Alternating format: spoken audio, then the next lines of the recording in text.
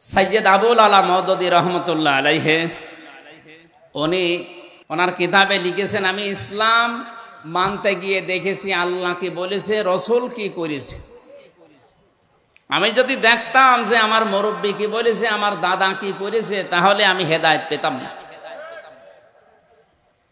এই জন্য যারা আকাবির আকাবির করে লাফান, আকাবির শব্দটা কোরআনে কারিমে কি অর্থে ব্যবহার হয়েছে যারা কোরআন পড়তে পারে জিজ্ঞাসা করেন তো।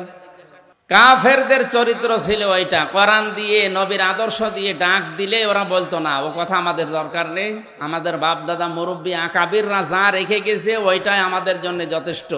এ কথা কাফেরদের। কাদের? এই রোগ এখন আমাদের ভেতরে ঢুকেছে।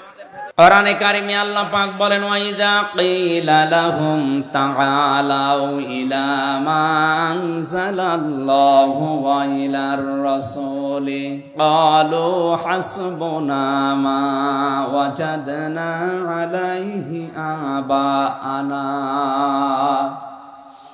ওয়া মানে এবং ইদা মানে যখন, কিলা মানে বলা হয়, তাআল মানে আসো, ইলা মানে দিকে, মা মানে যা, আনজালাল্লাহ মানে আমি আল্লাহ নাজিল করেছি, ওয়া ইলার রাসূলি আমার রাসূলের আদর্শের দিকে আসো। হে নবী, আপনি দেখবেন অনেক মানুষ আপনার সামনে আছে, তারা বলবে ক্বালু, একজন দুইজন, এটা বহু বছর, অনেক মানুষ এমন বলবে, হাসবুনা আমাদের জন্য যথেষ্ট, মা ওয়াজাদনা যা আমরা পেয়েছি, আলাইহি আবানা আমাদের পূর্বপুরুষ, মুরব্বী, বাপ দাদা, আকাবির, পীর সাহেব, এদের কাছে আমরা যা পেয়েছি এইটাই যথেষ্ট, আপনার কথা আমাদের শোনা লাগবে না। এই চরিত্র ছিল কাফেরদের। কাদের?